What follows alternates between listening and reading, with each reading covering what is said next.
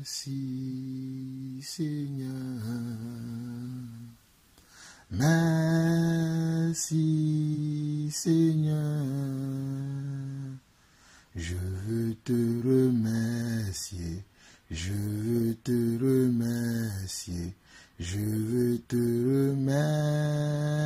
remercier Seigneur. We say thank you.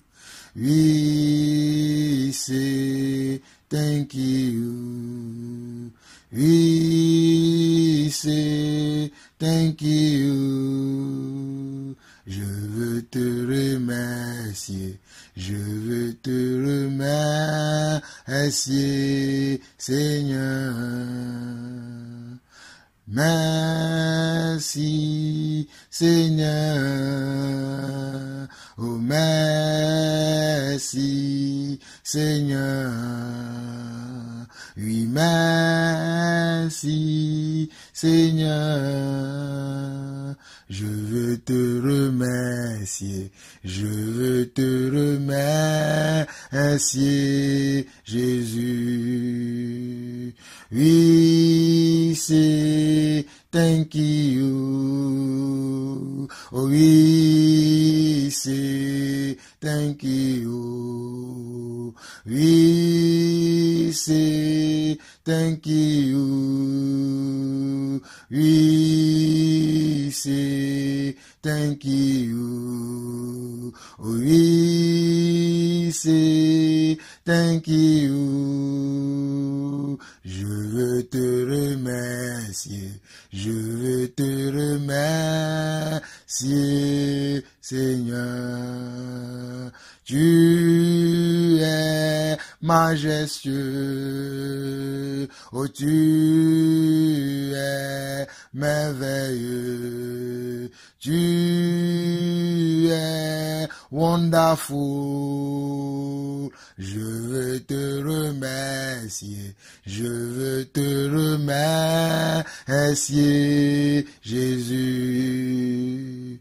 Tu es Seigneur, oh tu es mon Dieu, tu es mon roi. Je veux te remercier et je veux te remercier. Je veux t'adorer, je veux t'adorer, je veux t'adorer, Jésus.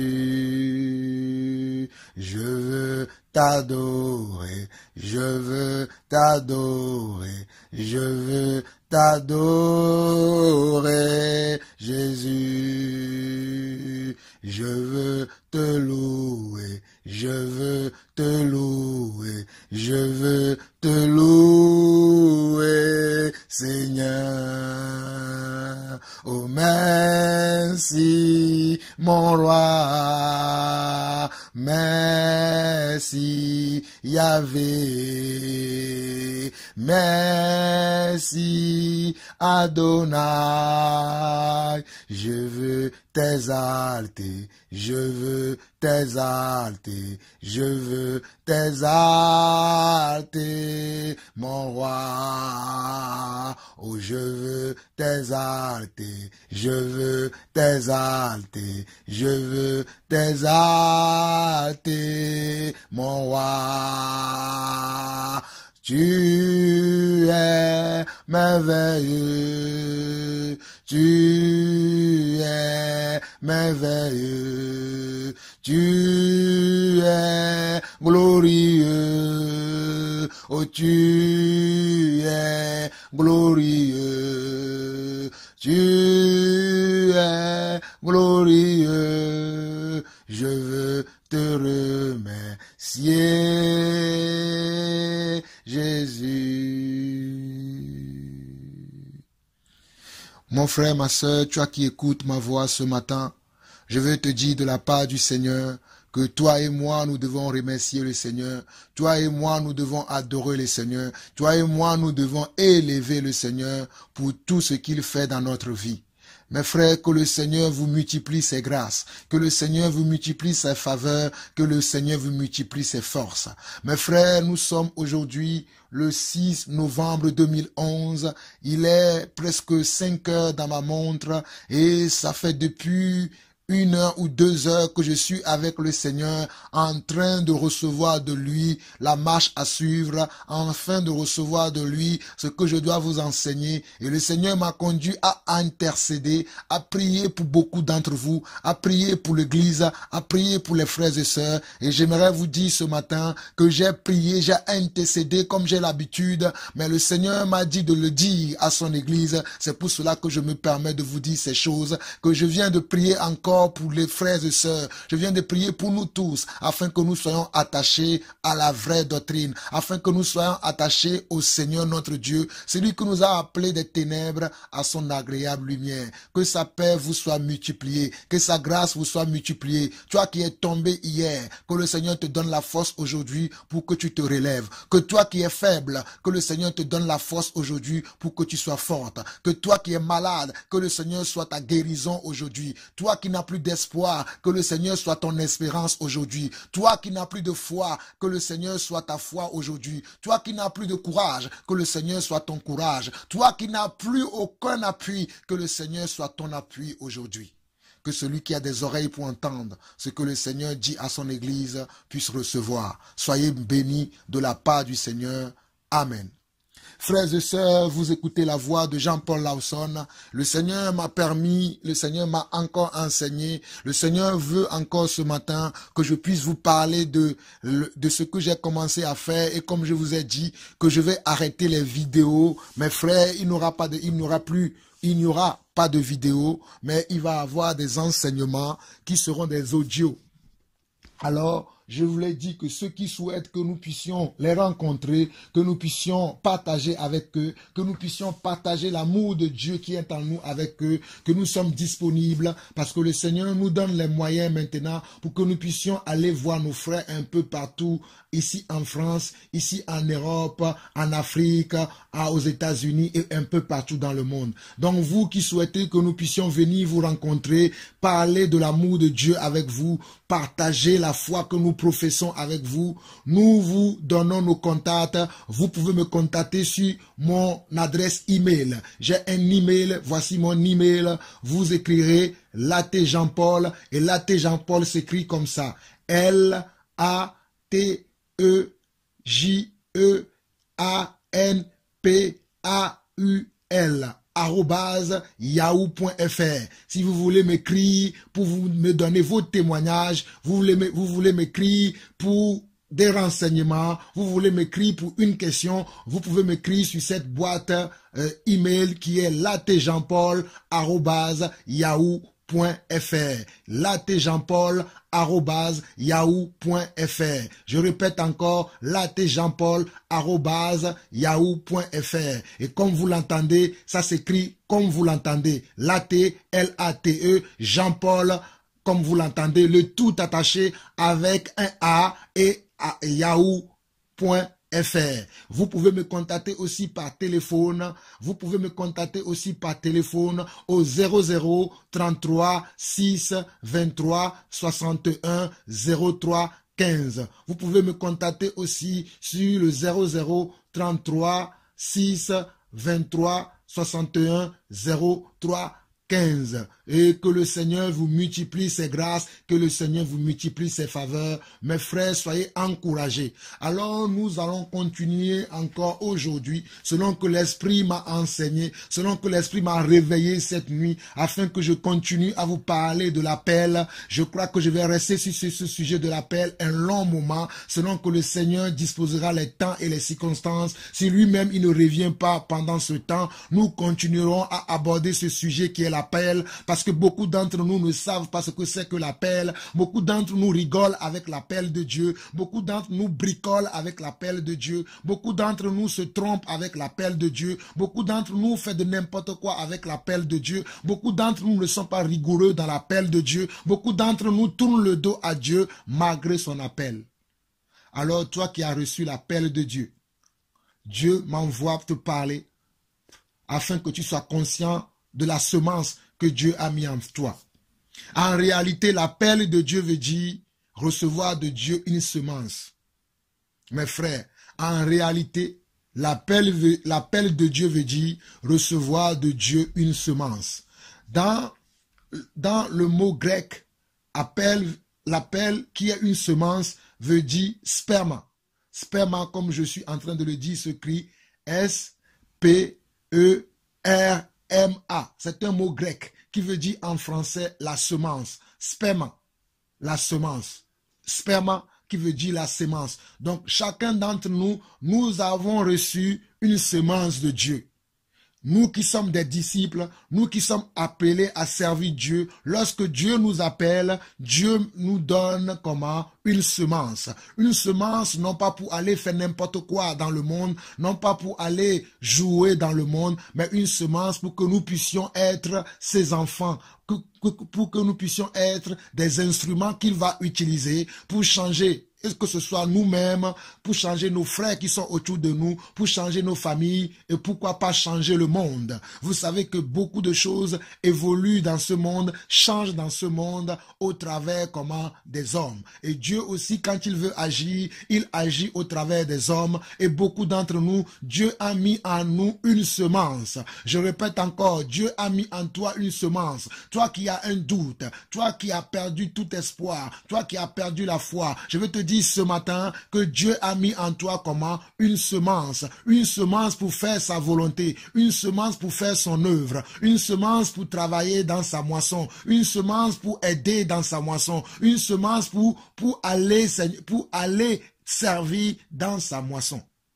Alors nous pouvons le voir, nous pouvons voir ces choses dans la parole. Donc je ne vais pas parler simplement, mais je vais vous montrer aussi par la parole que ce que je vous dis, c'est comme ça que le Seigneur m'a réveillé cette nuit, afin que je vous parle de ces choses, parce que le Seigneur reviendra bientôt, très bientôt, mais beaucoup d'entre nous se sont refroidis, beaucoup d'entre nous ont tourné le dos à Dieu, beaucoup d'entre nous bricolent avec cet appel, beaucoup d'entre nous sont là dans la distraction, beaucoup d'entre nous font n'importe quoi avec cet appel, et Dieu vous demandera des comptes par rapport à la grâce qu'il vous a faite, par rapport au talent ou au don qu'il vous a donné. Dieu vous a donné des dons, Dieu vous a donné des talents, Dieu vous a donné des capacités, mais vous n'utilisez pas cela à bon escient. Vous n'utilisez pas cela pour que le nom du Seigneur soit glorifié. Seigneur, notre Seigneur qui nous a appelés, il veut que ce qu'il nous donne, que nous l'utilisons pour que son nom soit glorifié. Mais beaucoup d'entre vous, vous blaguez avec Dieu, vous vous moquez de Dieu, vous murmurez contre Dieu, vous ne l'obéissez pas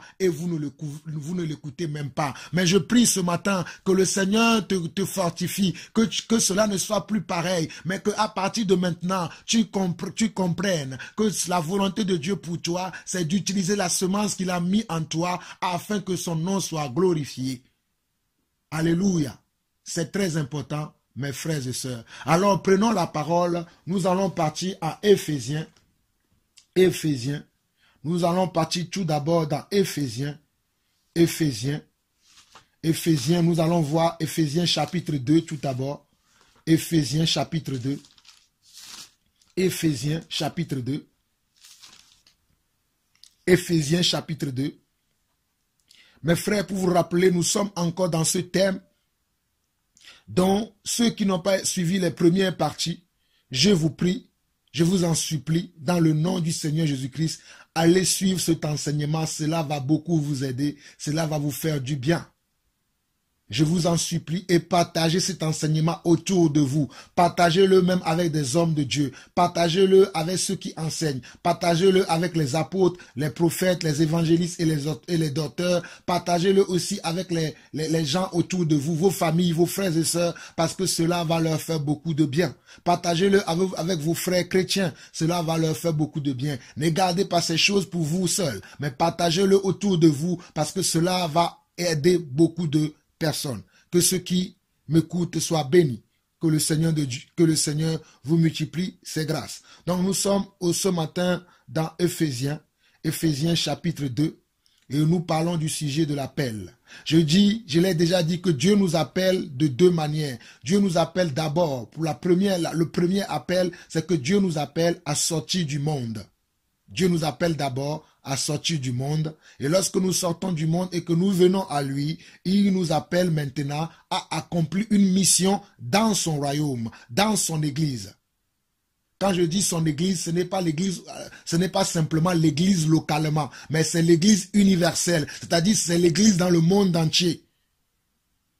Je répète encore, ceux qui pensent que quand Dieu les appelle, il les appelle simplement pour leur famille, pour leur vie. Non, lorsque Dieu nous appelle à œuvrer pour l'église en général, pour la communauté en général. Peut-être nous allons commencer dans la communauté dans laquelle nous sommes, dans la ville dans laquelle nous sommes, mais après, plus tard, nous serons une bénédiction pour tout le corps du Christ. Donc, lisons Éphésiens chapitre 2. Nous voyons dans Éphésiens chapitre 2, à partir du verset 1, la Bible nous déclare que vous étiez morts par vos offenses et par vos péchés, dans lesquels vous marchiez autrefois selon le train de ce monde, selon le prince de la puissance de l'air, de l'esprit qui agit maintenant dans les fils de la rébellion. Je relis encore le verset 1 et 2 de Éphésiens chapitre 2. Il dit, vous étiez morts par vos offenses et par vos péchés, dans lesquels vous marchiez autrefois, selon le train de ce monde, selon le prince de la puissance de l'air, de l'esprit qui agit maintenant dans les fils de la rébellion. Nous tous aussi, nous étions de leur nombre et nous vivions autrefois selon les convoitises de notre chair, accomplissant les volontés de la chair et de nos pensées, et nous étions par nature des enfants de colère comme les autres. J'espère que vous me suivez bien, mes frères. Mais regardez bien le verset 4 d'Éphésiens chapitre 2. Mais Dieu qui est riche en miséricorde, à cause du grand amour dont il nous a aimés, nous qui étions morts par nos offenses, nous a rendus vivants avec Christ. C'est par grâce que vous êtes sauvés. Mes frères, mais je relis encore le verset 4 au verset 5, il dit quoi? Mais Dieu qui est riche en miséricorde, Dieu qui est riche en miséricorde, Dieu est compatissant, Dieu est lent à la colère, Dieu est lent à la destruction, Dieu est lent à la méchanceté. Dieu ne fait pas de méchanceté. Dieu est lent à la punition. Dieu est compatissant. C'est pour ça que l'apôtre Paul nous dit ici que, mais Dieu qui est riche en miséricorde, à cause du grand amour dont il nous a aimés, nous qui étions morts par nos offenses, nous a rendus comme vivants avec Christ. C'est par grâce que nous sommes sauvés. C'est-à-dire, l'apôtre Paul, dans ce passage de Éphésiens 2, le verset 1 à 4, il va nous faire comprendre, à 5 plutôt, il va nous faire comprendre que nous tous, nous étions comme les enfants de colère, comme les gens qui ne connaissent pas Christ, les gens qui n'ont pas reçu le Saint-Esprit, les gens qui n'ont pas l'Esprit de Dieu en eux, qui sont livrés à eux-mêmes, qui sont livrés aux penchants de leur cœur, qui sont livrés aux vices de leur cœur, qui sont livrés à l'animosité, à la méchanceté, aux rivalités, à la jalousie, aux orgies, à toutes ces choses que nous voyons dans le monde. Mais nous qui sommes enfants de Dieu, nous qui avons, à qui le Seigneur a fait grâce, nous qui avons obtenu sa grâce pour être sauvés, nous devons nous voir maintenant comme enfants de Dieu et nous devons nous respecter comme enfants de Dieu. Mais beaucoup d'entre nous, nous ne nous respectons pas. Nous abandonnons le Seigneur et nous suivons le monde. Cela n'est pas juste et cela n'est pas bon. Regardez. Nous tous, nous étions de leur nombre. Verset 2 d'Éphésiens 2. Nous tous, nous étions de leur nombre et nous vivions autrefois selon les convoitises de notre chair, accomplissant les volontés de la chair et de nos pensées. Et nous étions par nature des enfants de colère comme les autres. Mais regardez le verset 4. Mais Dieu qui est riche en miséricorde, à cause du grand amour dont il nous a aimés, nous qui étions morts par nos offenses, nous a rendus vivants avec Christ. Et c'est par grâce que vous êtes sauvés. Donc, mes frères, je voulais vous dire par là que le premier appel, c'est que Dieu nous appelle par sa grâce et il nous sauve.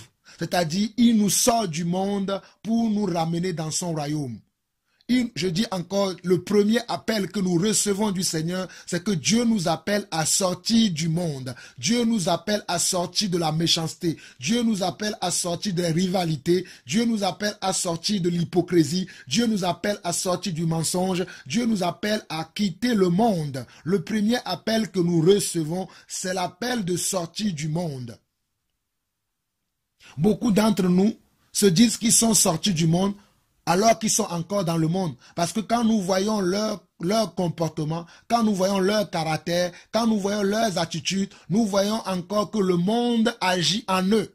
Nous voyons encore qu'ils agissent comme ceux-là qui ne connaissent pas Dieu, comme ceux-là qui ne savent pas qu'il y a un Dieu, comme ceux-là qui n'obéissent pas à Dieu, parce qu'ils ont encore les traits des gens qui aiment le monde. C'est pour cela que Jean nous dira dans 1 Jean chapitre 2 que, bien-aimés, n'aimez point le monde, ni les choses qui sont dans le monde. N'aimez point le monde, ni les choses qui sont dans le monde. Mais je vois encore aujourd'hui dans l'église des frères et sœurs qui disent qu'ils aiment le Seigneur, mais qui aiment le monde. Le monde peut se retrouver en eux. Mais mes frères, que cela ne soit plus ainsi. Nous devons refuser totalement le monde. Et comment est-ce qu'on peut refuser le monde? On refuse le monde en refusant la mentalité du monde, en refusant les rudiments du monde, en refusant les attributs du monde, en refusant le comportement de ces gens qui sont perdus, qui sont égarés, qui sont livrés à l'esprit de rébellion, à l'esprit d'égarement, à l'esprit de celui qui s'est rébellé depuis le commencement du monde, qu'on appelle Satan, le diable, Lucifer. Nous devons refuser toutes ces pensées et nous soumettre à la volonté de Dieu. Donc Dieu nous appelle premièrement pour faire comment? Pour sortir du monde. Dieu nous appelle premièrement pour faire comment? Pour sortir du monde. Donc lorsque nous sortons du monde, nous venons à Christ. Dieu a appelé certaines personnes. C'est ça le deuxième type d'appel que je vais aborder. Et nous resterons encore dans le livre d'Éphésiens. Nous allons simplement aller dans Éphésiens, le chapitre 4. Donc, lorsque Dieu va nous appeler dans le monde, il va nous faire sortir du monde, qui est le premier appel, pour nous faire ramener dans son royaume. Il va faire grâce à certaines personnes, afin que lorsqu'il va nous ramener dans son royaume, que nous ne soyons pas livrés à nous-mêmes, mais qu'il y ait des personnes qui nous enseignent, qu'il y ait des personnes qui nous conduisent, qu'il y ait des personnes qui nous montrent sa volonté. Je répète encore, lorsque Dieu nous fait sortir du monde pour nous ramener dans son royaume, ce n'est pas pour nous livrer à nous-mêmes. Regardez mes frères et sœurs, lorsque Dieu avait délivré son peuple à l'époque de Moïse, qu'est-ce que Dieu avait fait? Dieu avait choisi comment? Moïse. Et c'était Moïse qui était celui qui les conduisait. C'était Moïse qui était leur conducteur. C'était celui à qui Dieu a donné sa parole afin qu'il vienne le donner à son peuple. Je répète encore, lorsque Dieu avait libéré son peuple de la main de Pharaon et ils étaient dans le désert pour aller dans la terre promise qui était Canaan, Dieu avait préparé quelqu'un, Dieu avait formé quelqu'un et Dieu parlait au travers de la bouche de quelqu'un et ce quelqu'un-là était Moïse. Donc, lorsque nous venons aussi à Christ, lorsque nous quittons le monde, lorsque nous recevons le premier appel qui est de sortir du monde, le premier appel qui est de sortir du monde pour rentrer dans son royaume, Dieu nous parle aussi. Mais au travers de qui? Au travers des hommes à qui lui-même il a fait des dons.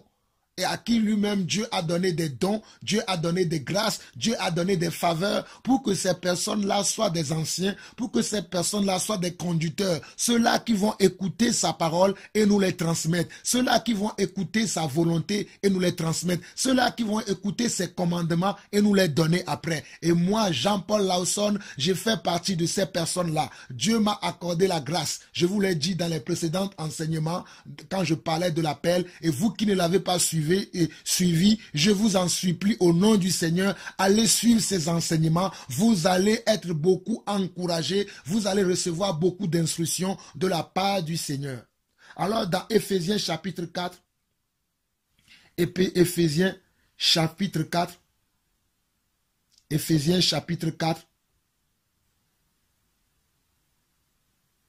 Nous allons lire à partir du verset 4.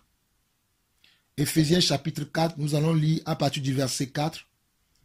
Et nous lisons: il y a un seul corps et un seul esprit, comme vous aussi, vous avez été appelés à une seule espérance par votre vocation. Regardez, comme nous avons été appelés comment? À une seule espérance. Il y a un seul Seigneur, une seule foi, un seul baptême, un seul Dieu et Père de tous, qui est au-dessus de tous et parmi tous et en tous. Un seul Dieu au-dessus de tous et parmi tous et en tous. Donc, nous comprenons par là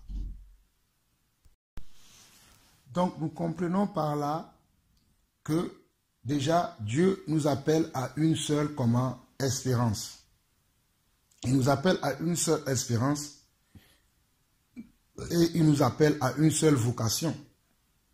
Nous avons un seul Seigneur, une seule foi et un seul baptême, un seul Dieu et Père de tous, qui est au-dessus de tout et parmi tous et en tous. Il y a des gens qui pensent qu'il y a plusieurs dieux, il y a des gens qui pensent qu'il y a plusieurs seigneurs, mais vous et moi aujourd'hui, nous comprenons que nous avons un seul Dieu qui agit différemment. Nous croyons qu'il y a une seule foi aussi et un seul baptême. Il n'y a pas plusieurs baptêmes, mais il y a un seul et un seul baptême. C'est le baptême par la nouvelle naissance. Et quand nous recevons ce baptême-là, nous recevons aussi l'Esprit de Dieu qui va venir habiter en nous afin de nous conduire à marcher comme des enfants de Dieu. Nous recevons l'Esprit de Dieu qui va nous aider à devenir des disciples. C'est pour ça que la Bible nous dit qu'il y a un seul Seigneur, une seule foi et un seul baptême. Mais nous continuons. Au verset 7, on nous dit quoi? Mais à chacun de nous, la grâce a été donnée selon la mesure du don de Christ. Ici, mais à chacun de nous, la grâce a été donnée. Cela veut dire à chacun de nous la semence. La semence. Souvenez-vous que je vous ai dit que le mot grec de la semence c'est sperma. S-P-E-R-M-A. Le mot sperma, c'est quoi? La semence de Dieu. Donc le mot grâce ici veut dire la semence de Dieu. Donc, mais à chacun de nous, la semence a été donnée selon la mesure du don de Christ.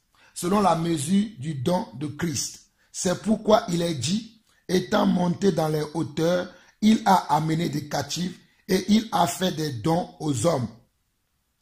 Ici encore, le mot don veut dire encore de la semence. Il a donné des semences aux hommes. Il a donné des semences aux hommes. Or, que signifie il est monté, sinon qu'il est descendu dans les régions inférieures de la terre.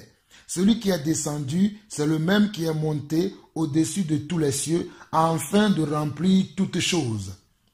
Celui qui est descendu, c'est le même qui est monté au-dessus de tous les cieux, afin de remplir toutes choses. Regardez bien le verset 9,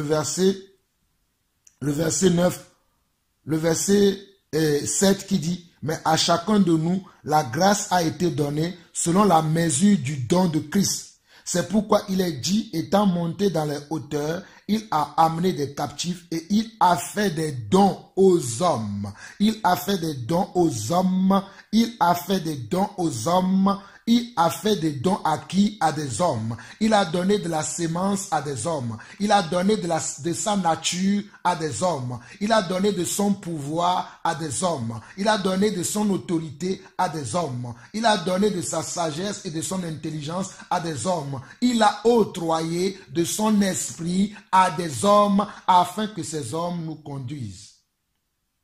Ok, nous avançons. Or, que signifie il est monté, sinon qu'il est descendu dans les régions inférieures de la terre?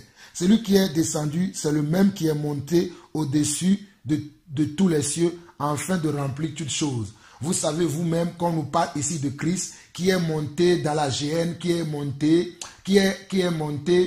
dans la géhenne, qui a été enterré. La Bible veut nous dire que Jésus qui a été enterré et qui est ressuscité le troisième jour, c'est lui qui est aussi monté au-dessus de tous les cieux, afin de remplir toutes choses. Tout ce que nous voyons sur la terre aujourd'hui se fait par qui? Se fait par Yeshua, Hamashiach, se fait par Jésus-Christ. Jésus-Christ est l'auteur de toutes choses. Aucun homme ne pourra s'approprier des choses que nous voyons dans le monde, mais son auteur et son consommateur, c'est qui? C'est Jésus-Christ. Et regardez bien le verset 11, il dit quoi? Et il a donné les uns comme apôtres. Il a donné les uns comme apôtres. Et comme vous le savez, comme je vous l'ai annoncé, Dieu m'a appelé à être un apôtre. Dieu m'a appelé à l'apostolat. Et je suis un apôtre que Dieu a appelé afin que je puisse vous enseigner, afin que je puisse vous encadrer. Mais nous continuons. Et il a donné les uns comme apôtres, les autres comme prophètes, les autres comme évangélistes, les autres comme pasteurs et docteurs, pour le perfectionnement des saints, en vue de l'œuvre du ministère et de l'édification du corps de Christ. Ceux-là qui vous disent aujourd'hui que vous pouvez rester chez vous sans avoir un apôtre, sans avoir un prophète, sans avoir un évangéliste, sans avoir un pasteur ni docteur qui vous enseigne, cela n'est pas la volonté de Dieu.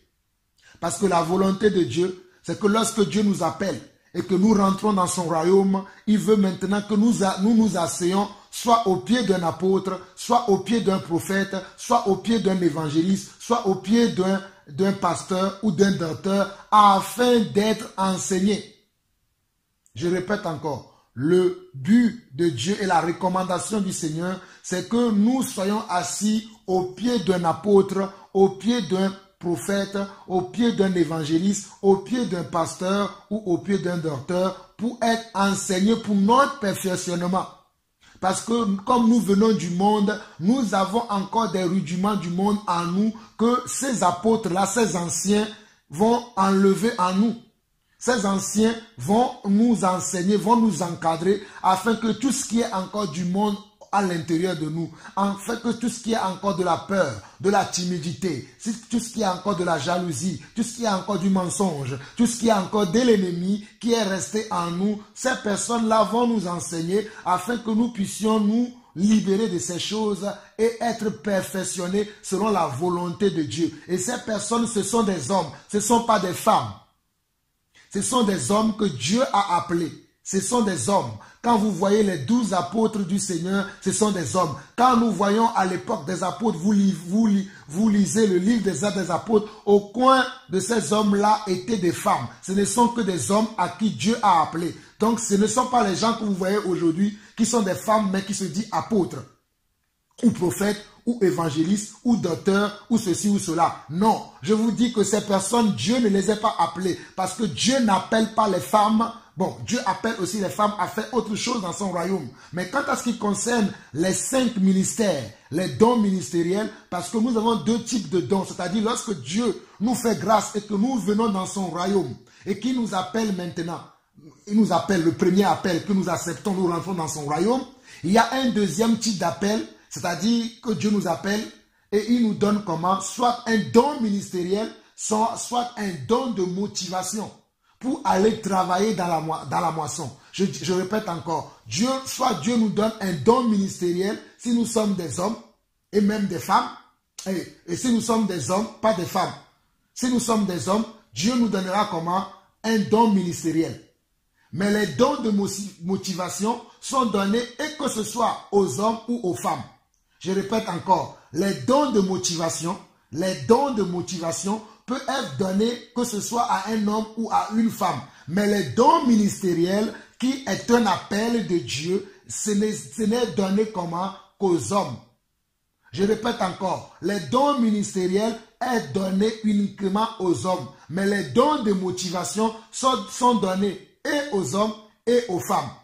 Je répète encore, il y a 2 types de dons ou bien 2 types d'appels pour le service de Dieu dans son église, dans son royaume. Et ce type de don et ce type d'appel, il y a un qui s'appelle un don ministériel ou un appel ministériel. Cela est réservé uniquement aux hommes selon comment Éphésiens 4, le verset 11 qui dit « Il a donné les uns comme apôtres, les autres comme prophètes, les autres comme évangélistes, les autres comme pasteurs et docteurs, pour le perfectionnement des saints en vue de l'œuvre du ministère et de l'édification du corps de Christ jusqu'à ce que nous soyons tous parvenus à l'unité de la foi et de la connaissance du Fils de Dieu, à l'état d'homme fait à la mesure de la stature parfaite de Christ.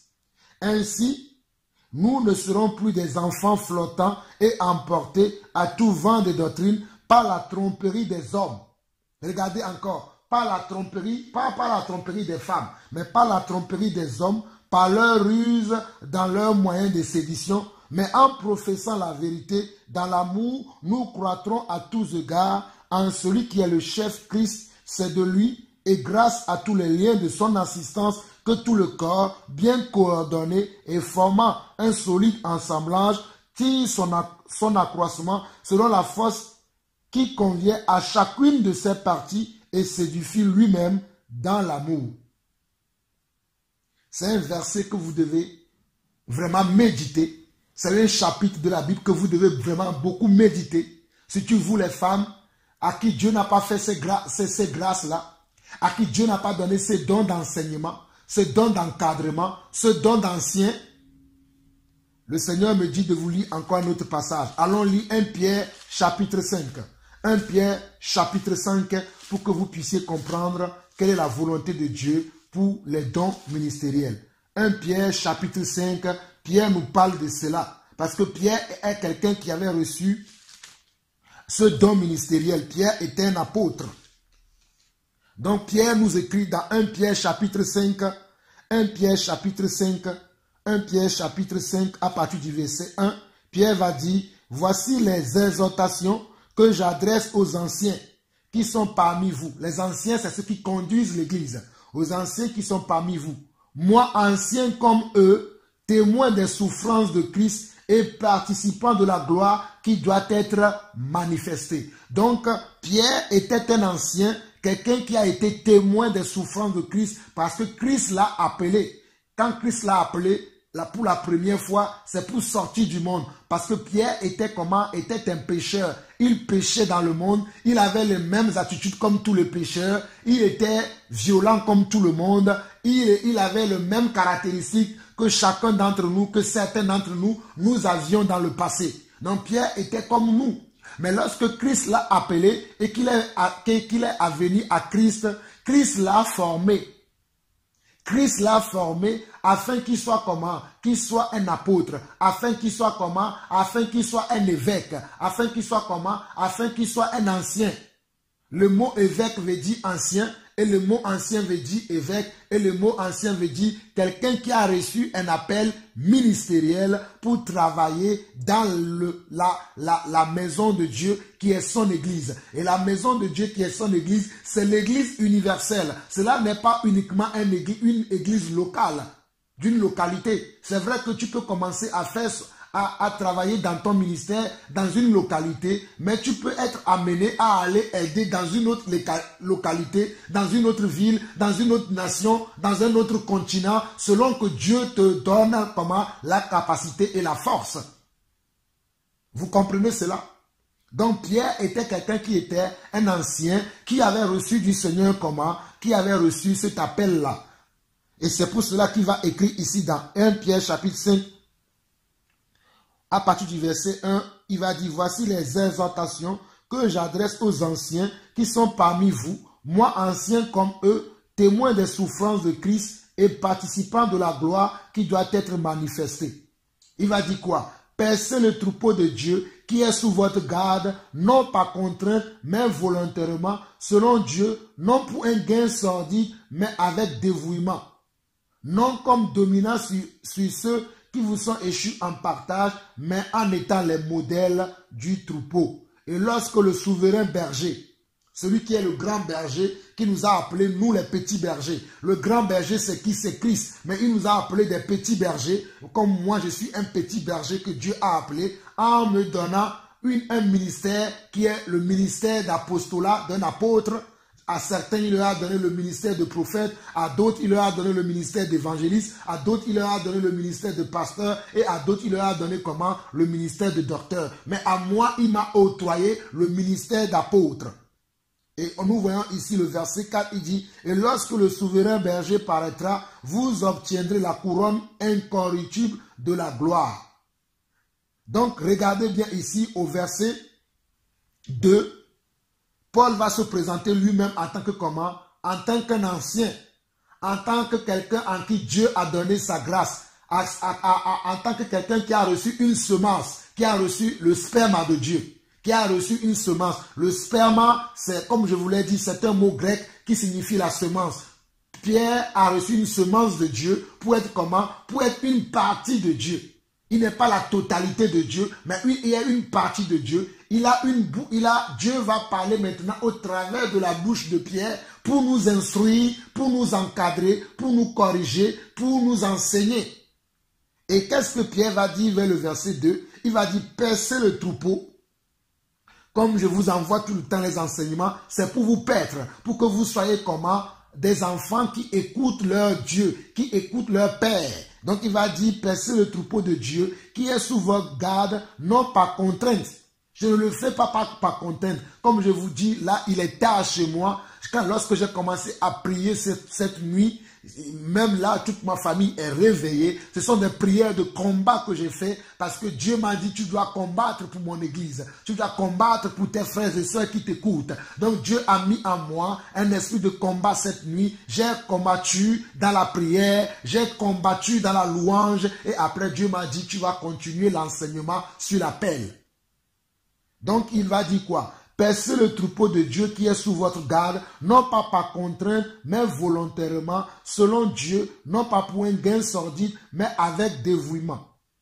Non comme dominant sur ceux qui vous sont échus en partage, mais en étant les modèles du troupeau. Et je me force aussi à être pour vous un modèle. Je me force à être pour vous un modèle comment? Dans l'enseignement, un modèle comment? Dans la libéralité, dans les dons de libéralité. Je me force à être pour vous un modèle comment? Dans la conduite. Je me force à être pour vous un modèle dans tout. Même si je ne suis pas encore parfait, je travaille pour être un homme parfait comme Christ. Parce que Christ a été parfait et moi aussi je me dois d'être parfait comme lui. Donc vous comprenez ma rigueur. Lorsque je suis trop rigoureux, comprenez-moi parce que celui qui m'a appelé était rigoureux dans son travail. Celui qui m'a appelé était comment? Sans faute, il était irrépréhensible dans son travail. Donc moi aussi je dois chercher à être comment? Irrépréhensible. C'est pour cela que je ne rigole pas avec les choses de Dieu. Je suis sévère, je fais les choses de Dieu comment? Avec zèle, avec amour et sans compromission. Ok, nous revenons dans Éphésiens chapitre 4. Donc dans Éphésiens chapitre 4, nous voyons que Dieu va appeler les uns comme apôtres, les autres comme évangélistes, les autres comme pasteurs et docteurs pour le perfectionnement des saints. Et comme je viens de vous le dire, il y a deux types d'appels. C'est-à-dire, comprenez ce que je suis en train de dire. Il y a deux types d'appels, je l'ai déjà dit dès le départ, que Dieu nous appelle à sortir du monde. Ça, c'est le premier appel. Le deuxième appel, nous rentrons maintenant dans le royaume et Dieu va nous appeler encore une deuxième fois pour nous donner, soit il va nous appeler pour nous donner les dons ministériels, soit il va nous donner des dons de motivation. Les dons qui vont faire que les autres aussi vont être encouragés. C'est pour ça que je l'appelle les dons de motivation. Les dons qui vont faire que les autres aussi seront encouragés. Les autres aussi vont dire, ah, finalement, je veux que Dieu me donne aussi ce don. On appelle ça comment? Les dons de motivation. Ce sont les dons qui vont aussi attirer les autres personnes. Et ça, nous allons le voir. Là, nous avons vu quoi? Les dons ministériels. Donc, selon Éphésiens chapitre 4, du verset 4 jusqu'au verset 16 que nous avons lu, c'est quoi? Dieu nous parle comment dans ces passages-là des dons ministériels. Ceux-là à qui Dieu a donné les dons ministériels afin qu'ils nous enseignent, afin qu'ils nous encadrent, afin qu'ils nous forment. Comme on peut le voir aussi dans Éphésiens 2, verset 20. Éphésiens 2, c'est le verset 20. Mais nous pouvons lire à partir du verset 19 jusqu'au verset 22. Je lis ça pour vous. Je lis ça pour vous. Éphésiens 2, du verset 19 au verset 22.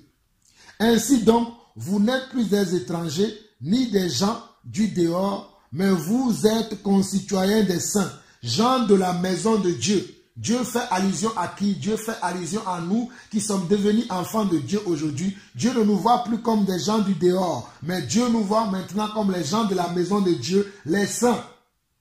Comme j'ai l'habitude de vous enseigner que les saints, ce n'est pas ce que nous avons vu dans la religion catholique, on canonise des gens et on les appelle des saints. Mais c'est nous qui sommes venus à Christ, c'est nous qui quittons le monde, qui venons à Christ, c'est nous que Dieu appelle maintenant comment des saints.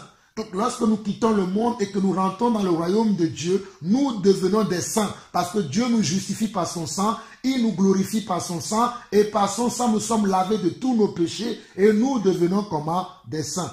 Regardez le verset 20 maintenant. Vous avez été édifiés sur quoi? Sur le fondement des apôtres. Mais quand nous venons à Christ, nous avons encore des rudiments du monde sur nous. Nous avons encore des caractéristiques du monde en nous. Nous avons encore comment les choses du monde en nous. Et ces choses-là vont être enlevées par l'édification que nous allons recevoir comment? Des apôtres que Dieu a déjà appelés, les apôtres et les prophètes.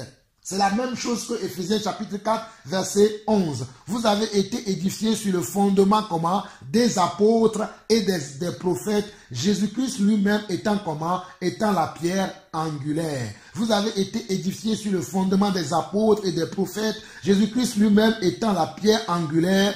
En lui, tout édifice bien coordonné s'élève pour être un temple saint dans le Seigneur. En lui, vous êtes aussi édifiés pour être une habitation de Dieu en esprit. Regardez mes frères, en lui, vous êtes aussi édifiés pour être une habitation de Dieu en esprit. C'est pour cela que vous ne devez pas vous attacher comment?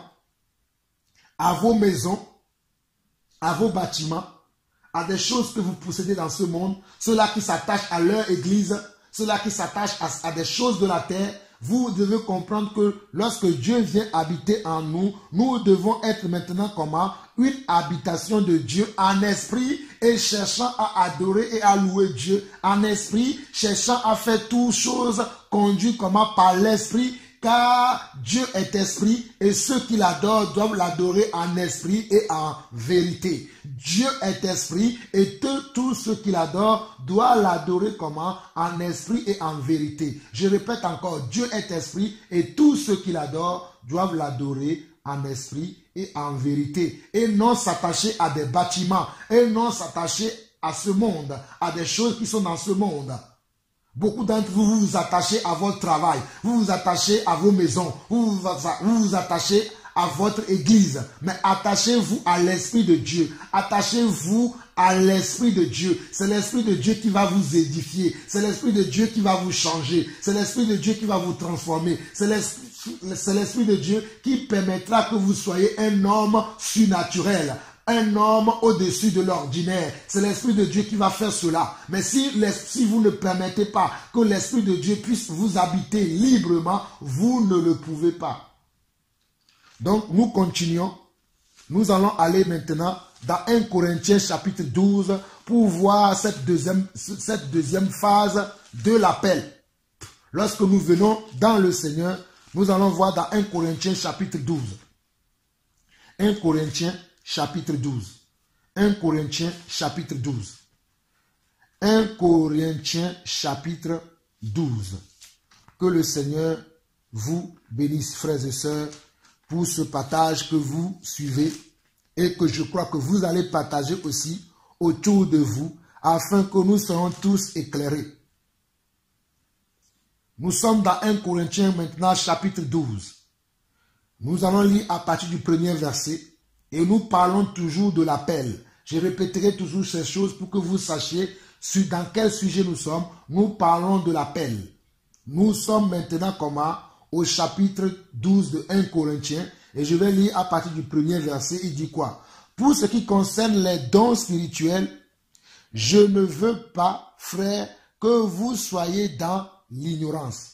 Pour ce qui concerne les dons spirituels, il y a des dons spirituels dans l'église. Lorsque le Seigneur t'appelle à quitter le monde et à venir dans son royaume, ce n'est pas fini. Il ne t'abandonne pas comme ça. Tu viens dans le royaume, il y a des gens qui ont reçu des dons, Il y a des gens qui ont reçu des talents. Il y a des gens qui ont reçu comment? Des dons et des talents pour l'utilité commune, afin de nous éclairer, afin de nous encadrer, afin de nous enseigner, afin de nous conduire selon la direction de Dieu. Donc toi aussi, lorsque tu vas venir dans ce royaume-là, peut-être Dieu t'a donné un don, peut-être Dieu t'a accordé un talent. Tu vas le comprendre au travers de cet enseignement. Peut-être Dieu t'a donné aussi un don, peut-être Dieu t'a donné aussi un talent pour que tu sois utile dans son royaume, pour que tu travailles dans son royaume, pour que tu aides quelqu'un dans son royaume. Donc nous allons voir tout cela en détail. Il dit quoi? Pour ce qui concerne les dons spirituels, je ne veux pas, frère, que vous soyez dans l'ignorance. Vous savez que lorsque vous étiez païen, vous vous laissiez entraîner vers les idoles muettes selon que vous étiez conduit. C'est pourquoi je vous déclare que personne, s'il parle l'Esprit de Dieu, ne dit Jésus est anathème, et que personne ne peut dire Jésus est le Seigneur si ce n'est pas le Saint-Esprit. Voici, c'est les gens qui doutent s'ils ont reçu le Saint-Esprit. Nous le voyons ici aussi, que quelqu'un ne peut pas dire si Jésus est Seigneur si ce n'est pas le Saint-Esprit. Donc le Saint-Esprit, lorsqu'il vient à l'intérieur de toi, c'est lui qui te convainc que Jésus-Christ est le chemin, la vérité et la vie. C'est lui qui te convainc que c'est Jésus que tu dois adorer. C'est lui qui te convainc que c'est Jésus que tu dois suivre. C'est lui qui te convainc que c'est Jésus qui est le Maître. C'est lui qui te convainc que c'est Jésus qui est le Dieu, le seul Dieu que nous avons, le Père de tout, celui qui a tout créé, celui qui est au commencement, qui était, c'est celui qui vient et c'est celui que nous attendons. C'est l'Esprit de Dieu qui te convainc. Nous continuons. Et regardez maintenant au verset 4, il va nous dire qu'il y a comment? Il y a diversité de dons, mais le même esprit. Oh, j'aime la parole de Dieu. Il y a diversité de dons veut dire, il y a diversité de semences de Dieu en nous. Il y a diversité de semences. C'est pour cela que j'ai commencé cet enseignement par le mot grec. Et ne soyez pas étonnés que j'utilise dans mes enseignements certains mots pour que vous puissiez comprendre. Le mot grec, c'est spema, qui veut dire la semence. Donc ici, il y a diversité de dons, veut dire, il y a diversité de semences de Dieu. Il y a diversité de semences de Dieu. Il n'y a pas une seule semence de Dieu, mais il y a diversité de semences de Dieu dans nos vies. Donc il y a diversité de dons, mais le même esprit.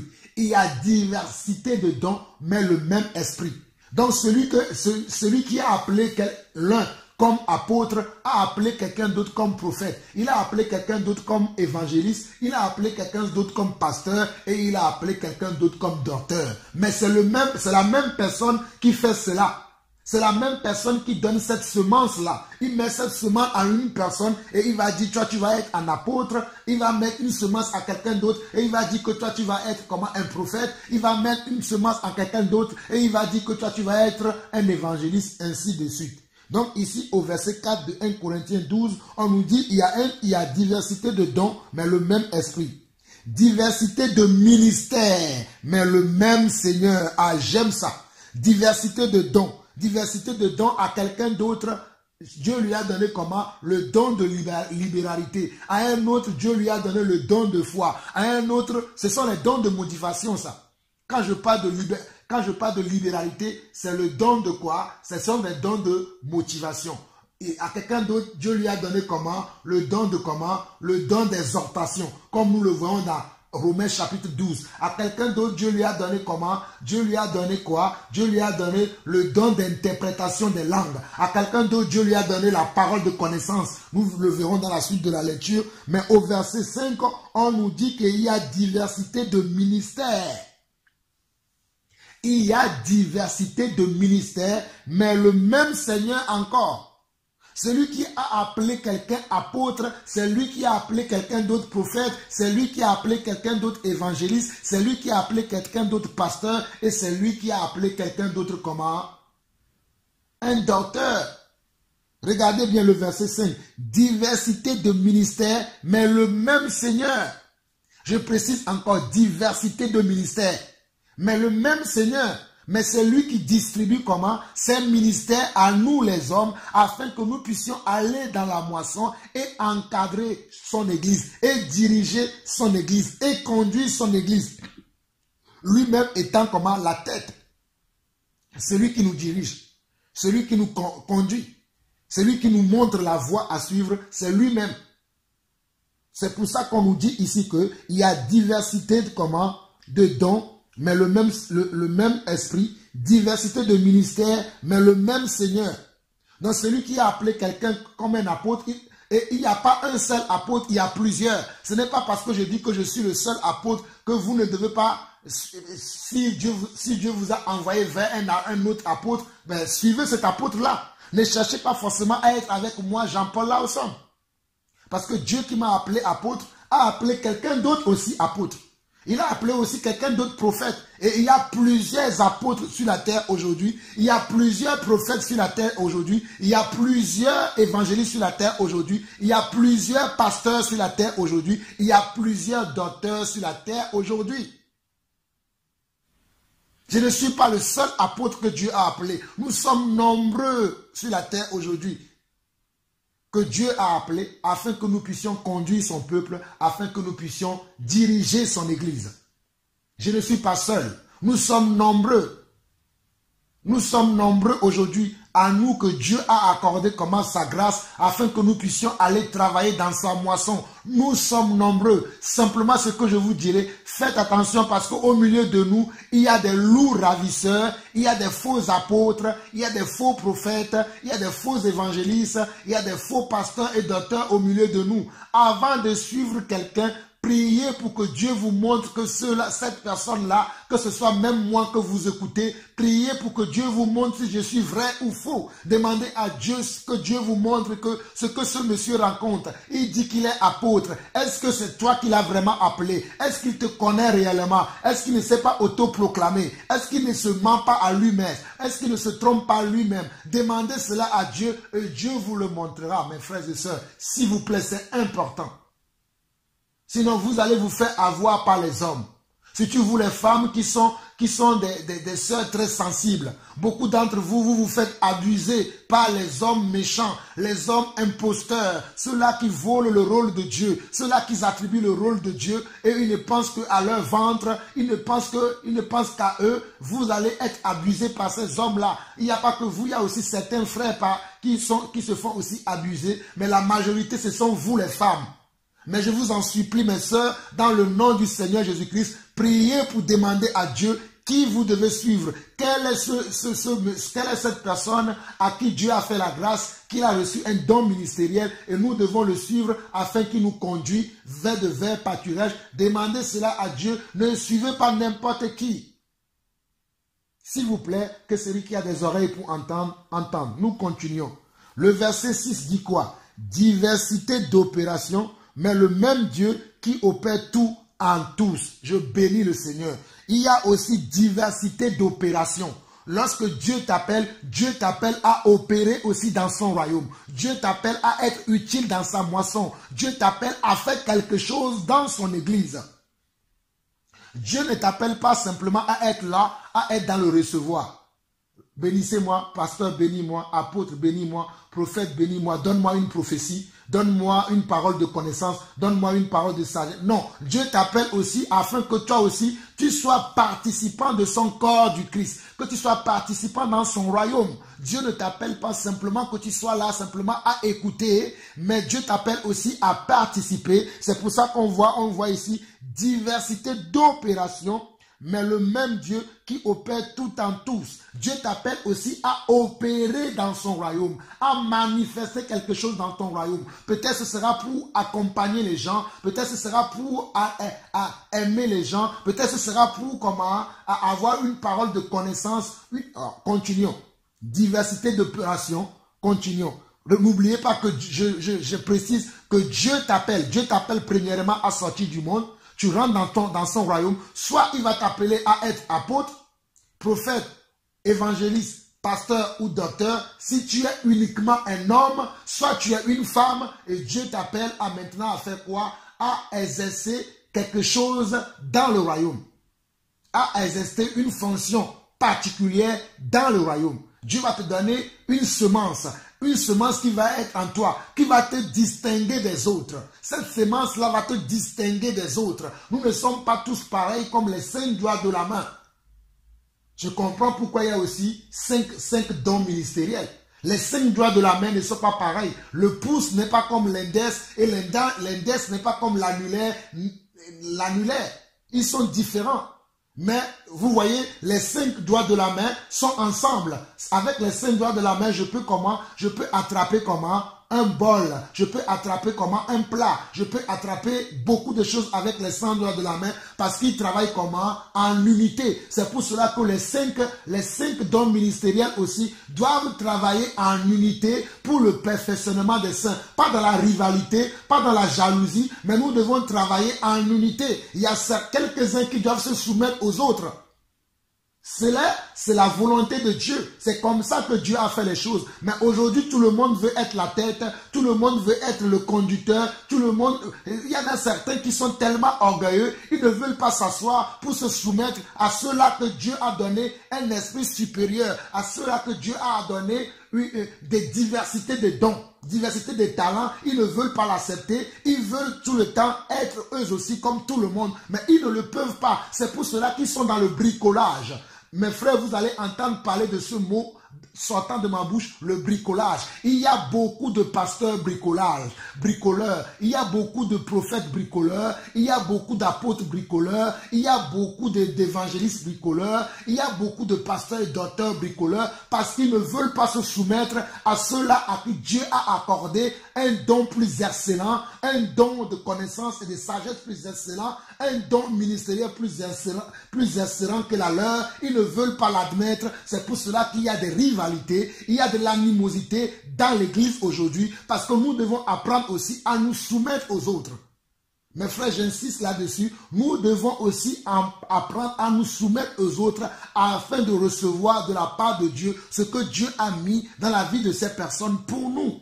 Mais cela est quasiment impossible aujourd'hui parce que beaucoup ne veulent pas se soumettre, ils veulent être partout comme tout le monde. Mais nous devons apprendre à se soumettre et nous devons aussi apprendre à déléguer. Moi, j'aime déléguer beaucoup à certains frères qui marchent avec moi. Je leur délègue les rôles parce que c'est ça le rôle de comment? D'un conducteur, d'un apôtre. Il ne peut pas être partout. Des fois, il doit déléguer. Et je délègue des fois. Et ne soyez pas surpris que si des fois vous m'appelez, vous me dites frère viens et que je vous envoie un autre frère, que je sais que ce frère-là quand il va venir, il pourra aussi vous aider parce que j'ai vu le don de Dieu en lui, j'ai vu la manifestation de Dieu en lui, je sais qu'il a reçu aussi un sperme de la part de Dieu, il a reçu aussi une semence de la part de Dieu et lorsque je vais vous envoyer ce frère, je sais que le frère lorsqu'il va venir, il va vous encadrer selon le Seigneur. Nous avançons. Nous étions au verset 6, il dit diversité d'opérations, mais le même Dieu qui opère tout en tous. Le même Dieu qui opère tout en tous. Donc quand Dieu t'appelle, il t'appelle à venir dans le royaume pour opérer, pour faire quelque chose, pour pratiquer quelque chose. Ce n'est pas pour venir s'asseoir simplement sur les bancs, 1 an, 2 ans, 10 ans, 40 ans, non.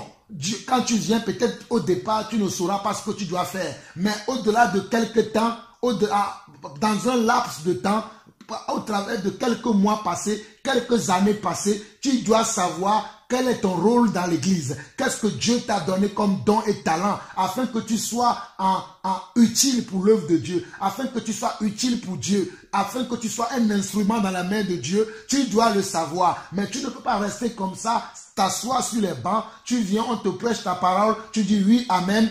Ainsi de suite, tous les week-ends c'est comme ça et ça fait des années comme ça que tu es dans l'église. Cela est inadmissible mes frères et sœurs. Cela est quasiment inadmissible. Un enfant de Dieu doit savoir ce pourquoi quand Dieu l'a appelé dans le royaume, Dieu lui a donné comment quelque chose pour travailler. Souvenez-vous de l'histoire de comment de l'histoire que Jésus nous a donnée dans les évangiles où Jésus nous parle de comment des serviteurs et d'un maître. Un maître qui partait en voyage, mais qui a donné comment? Qui a donné de l'argent à ses serviteurs afin qu'ils le fructifient. Il y en a qui sont partis, qui ont fructifié. Il y en a qui ont reçu comment? Ils ont reçu chacun un talent. Mais il y a un qui est parti fructifier. Il a trouvé 10 talents. Il y a un autre qui est parti fructifier. Il a reçu 5 talents et il y a un autre qui est parti comment? Il a caché son talent. Il n'a rien fait avec son talent. Il est parti comment l'enterrer dans un trou. Et quand le maître là est revenu, et que tous les autres sont venus rendre compte, celui qui est parti fructifier, qui a eu 10 talents, est venu dire au Seigneur, voici le talent que tu m'as donné, j'allais gagner 9 autres, maintenant voici 10 talents, et il le remet à son maître. Celui qui avait fructifié, qui avait reçu aussi 5, qui avait gagné aussi 5 talents, vient présenter à son maître pour dire, voici tu m'as donné un talent, je l'ai fructifié, aujourd'hui j'en ai 5. Et le Seigneur, et celui qui a reçu le dernier talent, lui il vient maintenant, il est caché dans un trou, il vient, il sort son talent, il le donne, il dit voici le talent que tu m'as donné, voici je te le redonne. Et si vous vous souvenez très bien, le Seigneur a été mécontent, le maître a été mécontent par rapport à la troisième personne qui est partie cacher son talent, qui ne l'a pas fructifié. Il est parti le garder. Le Seigneur lui a même dit, tu aurais même pu placer cet argent-là comment ou en banque et cela me ramènera des intérêts. Tu es un serviteur comment méchant. Et souvenez-vous qu'au travers de cette parabole, le Seigneur a dit que on te retirera même ce que tu as si tu ne fais rien avec. Ce que Dieu t'a donné, le talent que Dieu t'a donné, la capacité que Dieu t'a donnée. Si tu ne fais même rien avec, au jour du jugement, avant même que le jour du jugement vienne, le Seigneur te retirera cela parce que tu dors avec le talent que Dieu t'a donné. Tu ne fais rien. Tu es comment infructueuse. Tu ne portes pas du fruit avec ce talent-là. Tu n'encourages personne. Tu n'enseignes personne. Dieu t'a appelé à l'apostolat, tu dors. Dieu t'a appelé au ministère de prophétie, tu es là, tu dors. Dieu t'a appelé au ministère d'évangéliste, tu es là, tu dors. Dieu t'a appelé au pasteur, en tant que pasteur, tu dors. Dieu t'a appelé en tant que docteur, tu ne fais rien. Tu n'encadres pas les gens. Dieu t'a donné le don de sagesse, mais tu ne fais rien avec. Dieu t'a donné le don de libéralité, mais tu ne donnes pas. Dieu t'a donné comment? Le don d'aider les autres qui sont dans le ministère, mais tu n'aides pas. Dieu t'a permis de comment? De pouvoir aider les autres, mais tu n'arrives pas. Dieu te récupérera tout ce qu'il t'a donné. Parce que tu ne fais rien avec ton don et tes talents. Nous continuons. Au verset 7, il dit, « Or à chacun, la manifestation de l'esprit est donnée pour l'utilité commune. En effet, à l'un, regardez bien, or à chacun, la manifestation de l'esprit, c'est l'esprit qui se manifeste au travers de chacun d'entre nous. » Souvenez-vous que j'ai parlé ces derniers temps beaucoup de l'esprit aussi. Ceux qui n'ont pas suivi cet enseignement, allez suivre aussi l'esprit de Dieu. C'est l'esprit de Dieu qui fait ça à l'intérieur de nous. C'est Dieu lui-même, par son esprit, qui agit à l'intérieur de nous. Or, on dit ici au verset 7, « Or, à chacun, la manifestation de l'esprit est donnée pour l'utilité commune. » C'est-à-dire, la manifestation de l'esprit à l'intérieur de moi, ça ne m'a pas été donné pour moi simplement, mais c'est pour l'utilité de tout le corps du Christ. L'utilité commune veut dire de tout le corps du Christ, non seulement ici en France, pour moi qui vis en France, mais aussi pour toute l'église un peu partout dans le monde. C'est-à-dire, quelqu'un peut être comment aux États-Unis, comme quelqu'un peut être au Gabon, quelqu'un peut être au Togo, quelqu'un peut être au Cameroun, quelqu'un peut être au Libéria, mais il va bénéficier comment? Il va bénéficier la grâce que Dieu m'a donnée. Il va bénéficier comment? La semence que Dieu a mis en moi. Parce que cette semence-là doit être pour une utilité commune. Ce n'est pas une semence que je dois garder pour moi et ma famille. Ce n'est pas une semence que je dois garder uniquement pour moi et les frères qui sont autour de moi, mais c'est une semence qui doit servir à toute l'église. Un peu partout dans le monde, c'est une semence qui doit aider toute l'église dans le monde entier. Je continue. Or, à chacun, la manifestation de l'esprit est donnée pour l'utilité commune. En effet, à l'un est donnée par l'esprit une parole de connaissance. En effet, à l'un est donnée par l'esprit une parole de connaissance, une parole de sagesse, à un autre une parole de connaissance, selon comment? Selon toujours l'esprit, le même esprit. À un autre la foi. Toi qui dis que tu n'es pas pasteur, peut-être Dieu t'a donné le don de foi pour que lorsque tu pries avec tes frères, lorsque tu encourages un frère, que ta foi puisse toucher la vie de cette sœur-là et que ce que le frère ou la sœur attend de Dieu au travers de ta foi, qu'il obtienne. Vous voulez tous être des enseignants. Non, tu peux utiliser la foi que Dieu a mis en toi, la sagesse que Dieu a mis en toi, la connaissance que Dieu a mis en toi pour aider un frère et une sœur. Surtout vous les sœurs, beaucoup d'entre vous, Dieu vous a donné comment? Des paroles de connaissance, des paroles de sagesse. Dieu vous a donné le don de foi. Dieu vous a donné même le don de miracle. Mais vous voulez toujours être des enseignants de la parole de Dieu. Mais cela ne vous est pas octroyé. Cela, c'est un don comment ministériel qui appartient qu'aux hommes. Je continue, nous étions au verset 9. Il dit, à un autre la foi, par comment? Par le même esprit. À un autre le don de guérison, par le même esprit. À un autre comment? Le don de guérison, par le même esprit. Est-ce que nous avons tous le don de guérison? Non. Dans le corps du Christ, tout le monde n'a pas le don de guérison. Même lorsque les apôtres vivaient, tous les apôtres ne guérissaient pas. Je vous montrerai toutes ces choses dans les prochains enseignements que je vais enseigner.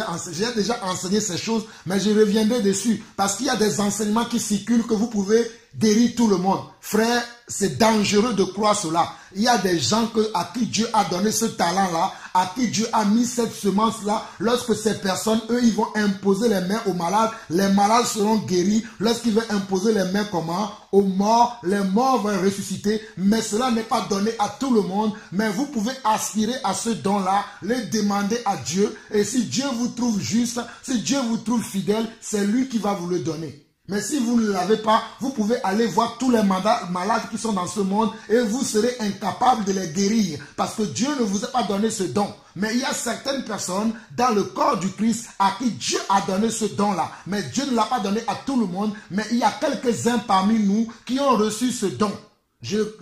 J'expliquerai ça de plus en détail dans la suite de cet enseignement. Vous suivrez ça. Parce que cet enseignement sur l'appel aura plusieurs volets selon que le Seigneur me l'a dit encore cette nuit. Lorsqu'il m'a réveillé, il m'a dit, va parler à mon peuple. Nous continuons.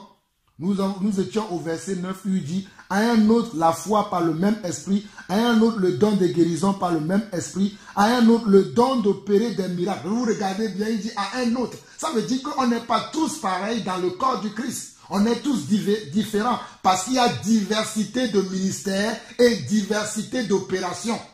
Vous comprenez? Il y a diversité de ministères et diversité d'opérations.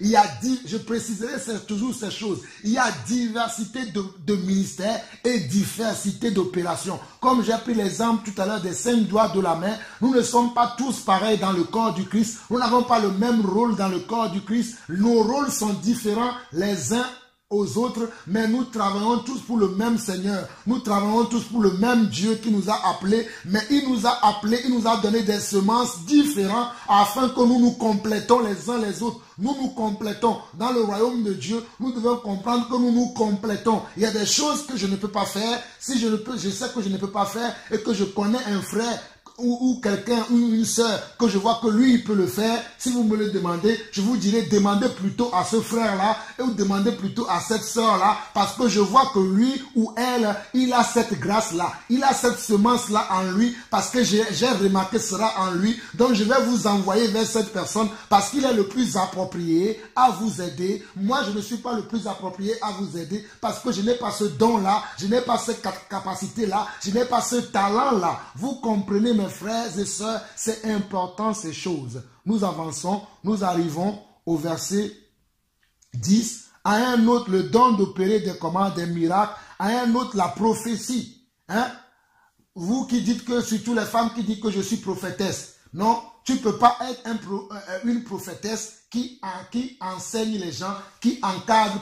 Tu ne peux pas être une prophétesse qui est évêque, qui est une ancienne, qui dirige les gens. Non, tu peux être prophétesse. Si le coup, Dieu te donne une prophétie pour des frères, oui, ça nous l'acceptons. Mais ce n'est pas pour autant que tu vas diriger l'église. Cela est donné uniquement aux hommes. Je ferme cette petite parenthèse, mais vous devez comprendre cela, vous les sœurs, que vous ne pouvez pas dire que vous êtes des prophétesses et que vous voulez diriger l'église. Non, parce que selon le programme de Dieu, selon 1 Corinthiens chapitre 11, Dieu est le chef comment? Dieu est le chef de Christ. Christ est le chef de l'homme et l'homme est le chef de la femme. Et Dieu n'a jamais appelé les femmes dans les 5 ministères. Quand Dieu a choisi ses 12 apôtres, il n'y avait pas de femmes au milieu d'eux. Ils étaient tous des hommes. Et selon ce que nous avons vu dans Éphésiens chapitre 11, nous avons vu aussi que comment les apôtres, nous avons vu que les dons que Dieu a donnés, il les a donnés à qui? Aux hommes, afin que ces hommes puissent aller comment? Perfectionner son église. Ce ne sont pas des femmes.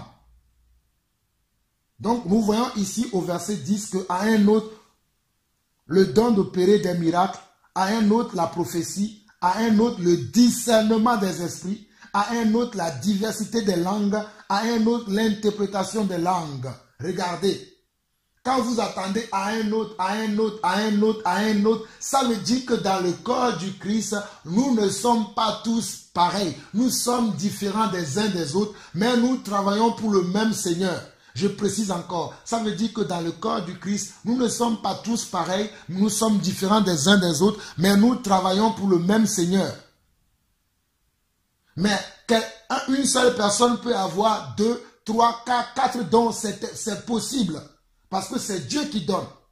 Pierre, non seulement avait le don de comment? Le don d'apôtre, mais il avait aussi le don de miracle.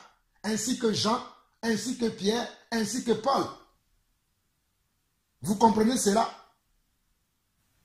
Une seule personne peut avoir 4 dons, peut avoir 5 dons, 6 dons, selon que Dieu donne.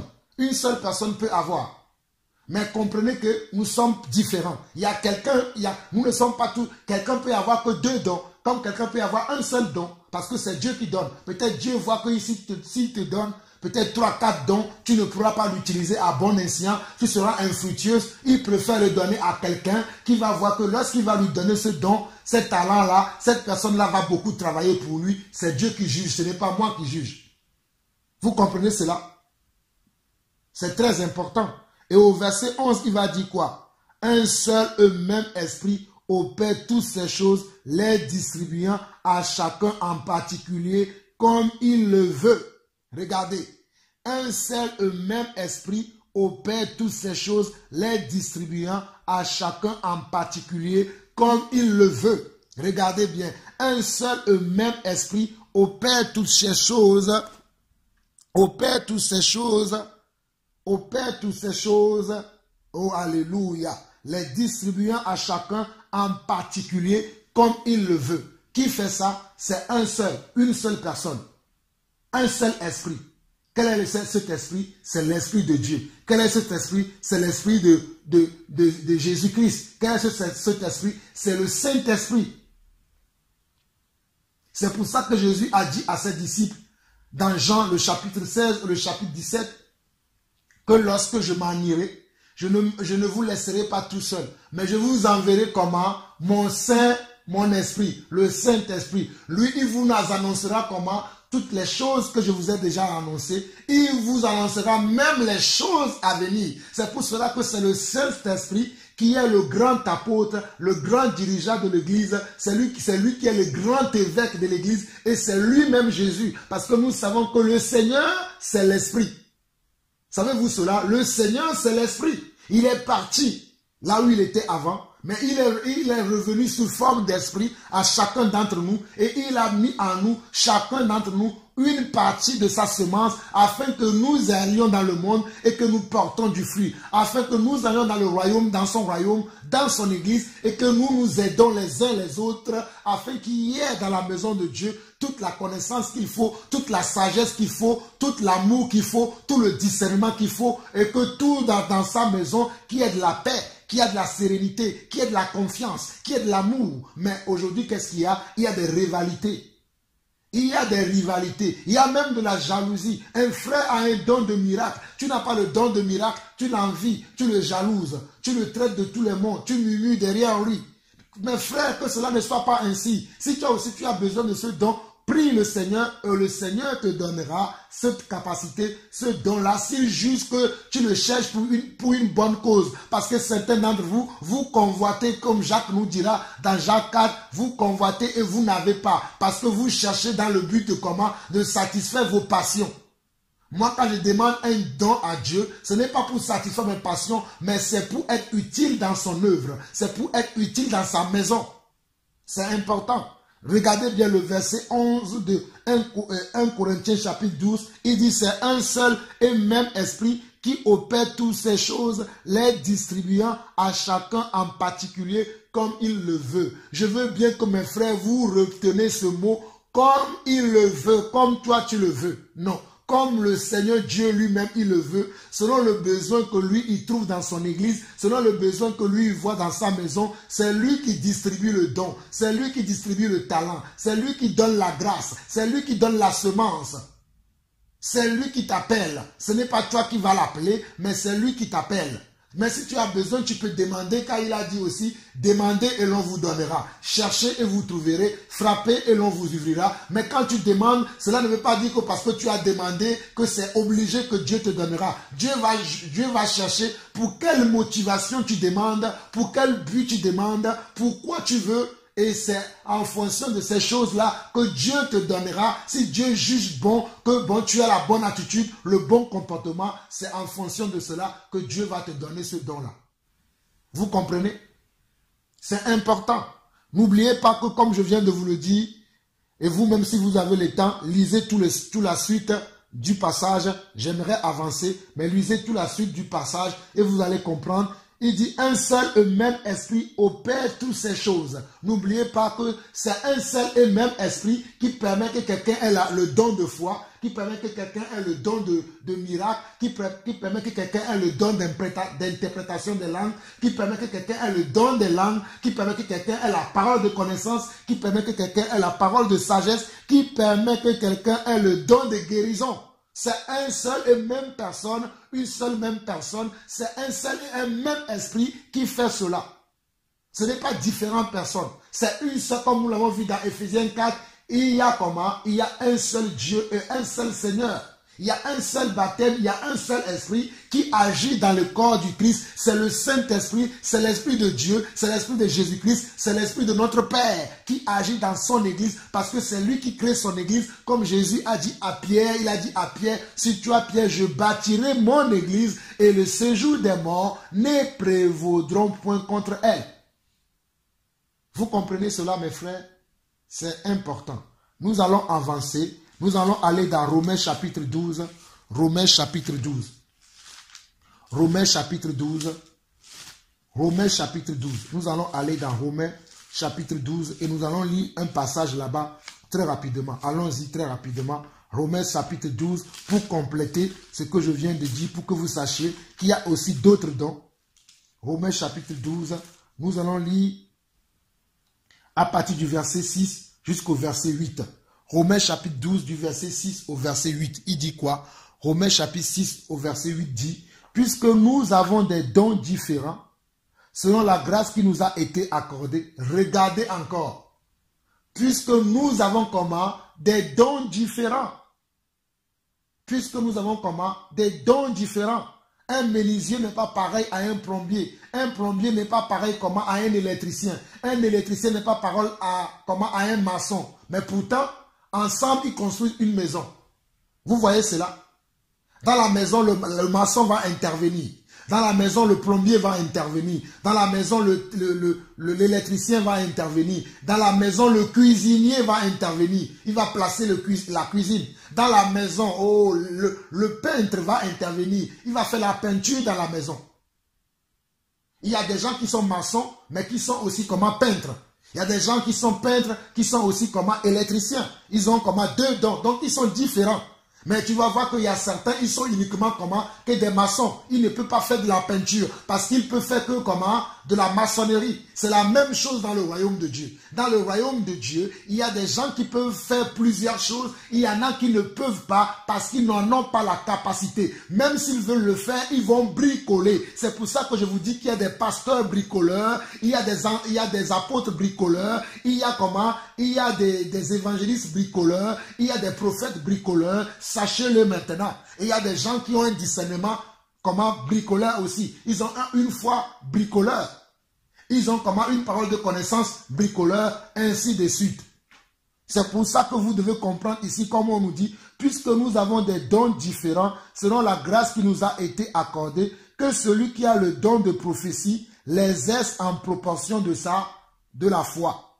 Que celui qui est appelé au ministère, vous voyez, pour que celui qui est appelé comment au ministère s'attache à son ministère. Vous voyez comment je m'attache à mon ministère?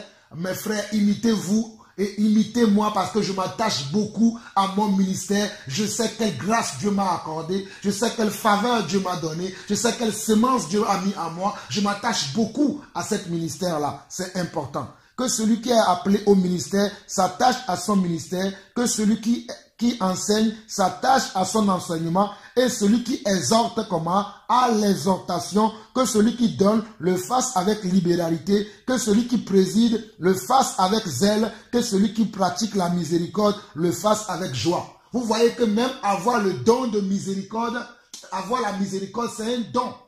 Tout le monde ne peut pas avoir la miséricorde. Il y a des choses que moi je ne peux pas supporter, mais que les autres peuvent supporter parce que peut-être je n'ai pas le don de miséricorde. Il y a des choses que peut-être toi tu ne peux pas supporter parce que Dieu ne t'a pas donné cette capacité-là, mais à l'autre Dieu lui a donné. Mais vous voyez qu'il y a comment? Il y a des diversités de dons. Je répète encore pour vous, nous sommes à Romains chapitre 12, nous lisons du verset 6 au verset 8.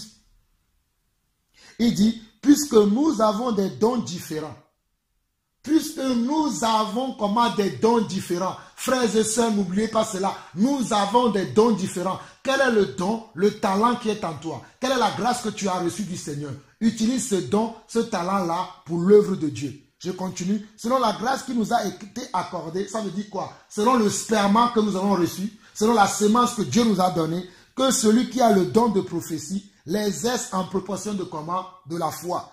Que celui qui est appelé au ministère s'attache comment? À son ministère. Comme je m'attache beaucoup à mon ministère d'apostolat. Que celui qui enseigne s'attache à son comment? À son enseignement.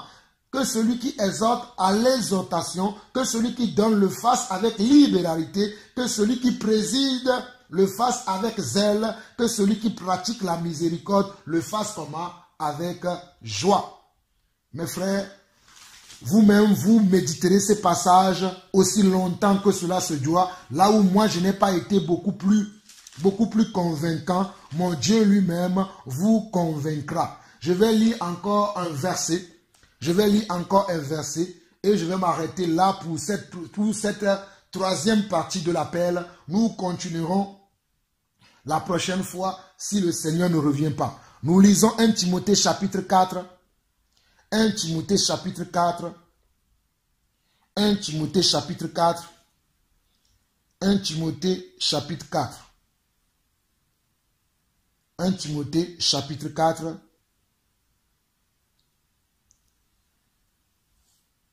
Nous lisons à partir du verset 12 où l'apôtre Paul, donnant un conseil à son bien-aimé Timothée, va lui dire ceci. Il dit que personne ne méprise ta jeunesse, mais sois un modèle pour les fidèles, comment? En parole. Nous devons être des modèles en parole.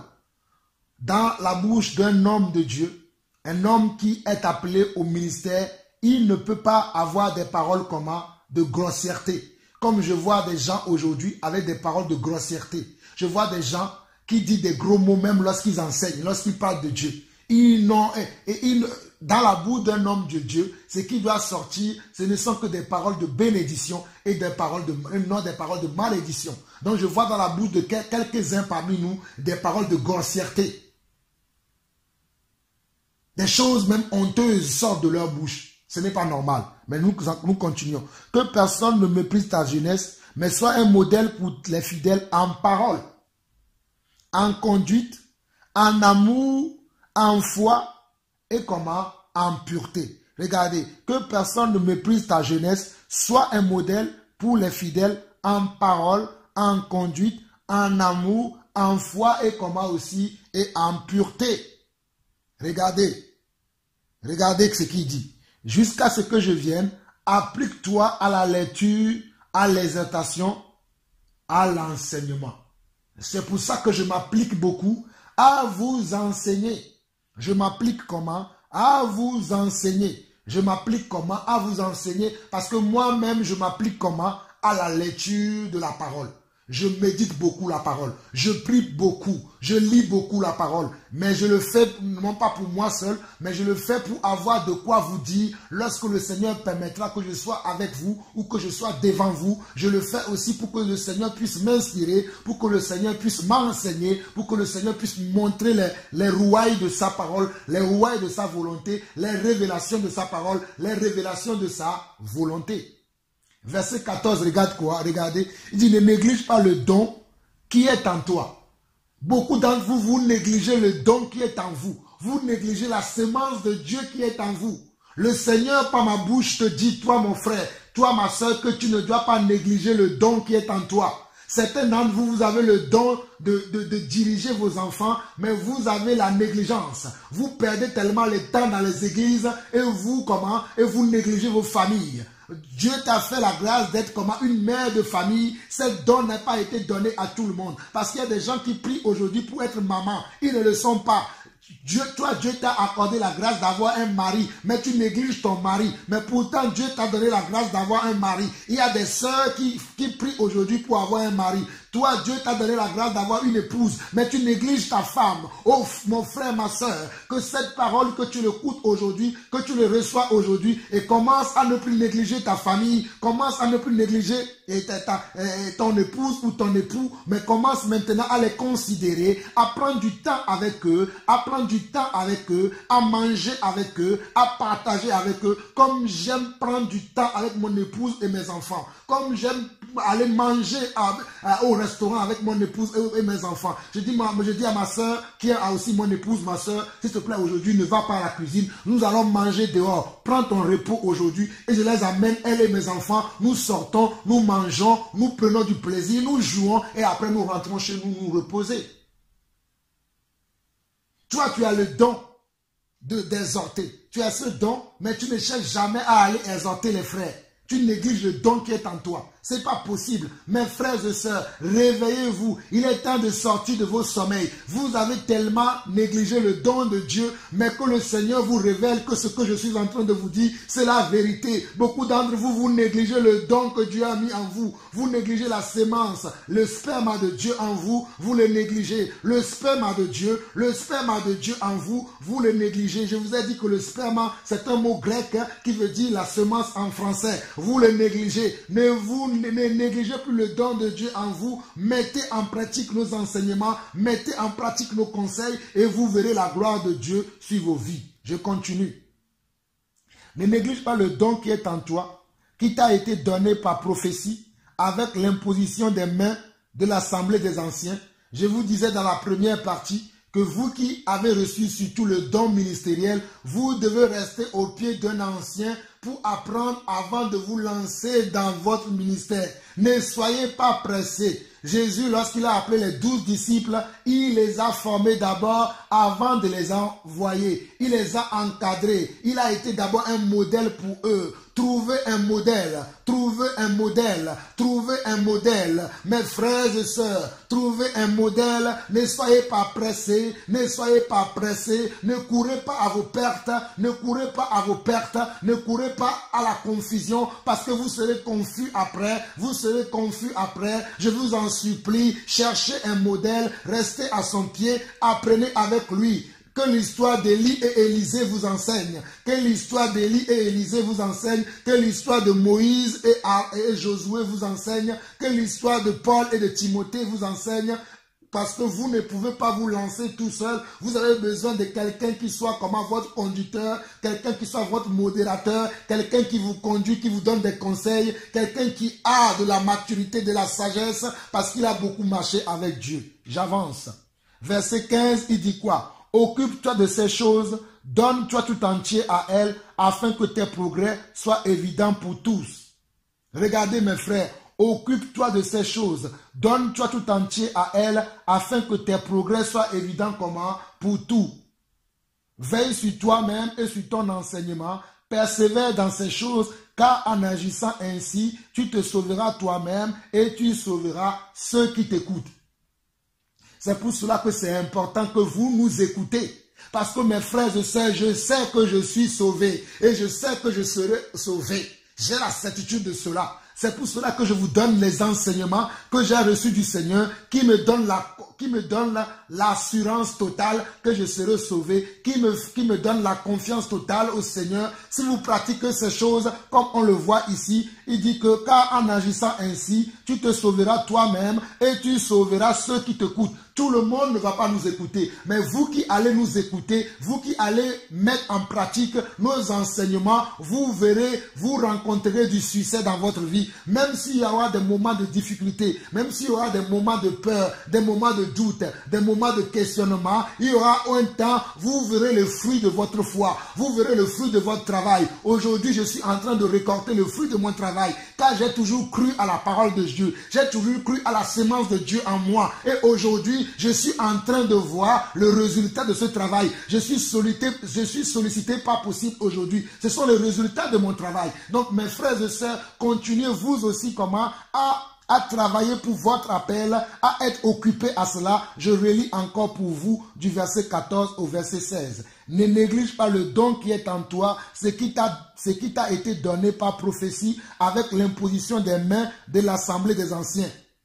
Mes frères, vous négligez aussi vos hommes de Dieu. Vous négligez aussi vos apôtres, vous négligez aussi vos prophètes, vous négligez aussi comment vos pasteurs et docteurs, vous négligez vos évangélistes. Cela n'est pas la volonté de Dieu. Dieu vous a donné comment un prophète, un apôtre, peu importe. Dieu vous a donné un frère en tant qu'ancien.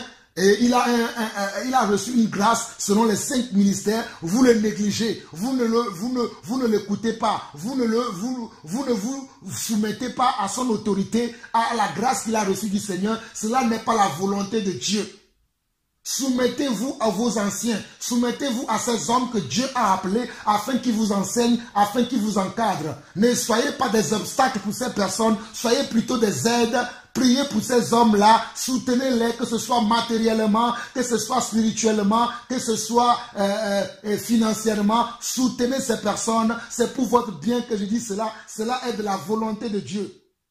Je continue pour finir. Ne négligez pas verset 14, il dit, ne néglige pas le don qui est en toi, qui t'a été donné par l'imposition des mains des anciens. Occupe-toi de ces choses, donne-toi tout entier à elles, afin que tes progrès soient évidents pour tous. Veille sur toi-même et sur ton enseignement, persévère dans ces choses, car en agissant ainsi, tu te sauveras toi-même et tu sauveras ceux qui t'écoutent. Nous continuerons dans la 4e partie, la prochaine fois, selon que le Seigneur nous conduira. Frères et sœurs, que la grâce de notre Père, que la communion avec son Esprit, que la grâce de notre Père, le Seigneur Jésus-Christ, celui qui a été, celui qui est et celui qui vient, que sa grâce vous soit communiquée, que la communion avec son esprit soit notre partage. Je vous aime tous de l'amour du Seigneur, je vous aime mes frères, je vous embrasse tous, que la paix de Dieu demeure sur vous. Si le grand je suis, le grand éternel, le grand Adonai ne revient pas, nous nous retrouverons dans la prochaine partie de cet enseignement que j'ai commencé depuis quelques jours qui s'intitule l'appel. Soyez bénis, à très bientôt, que l'amour de Dieu et la paix de Dieu demeurent sur chacun d'entre vous. Amen.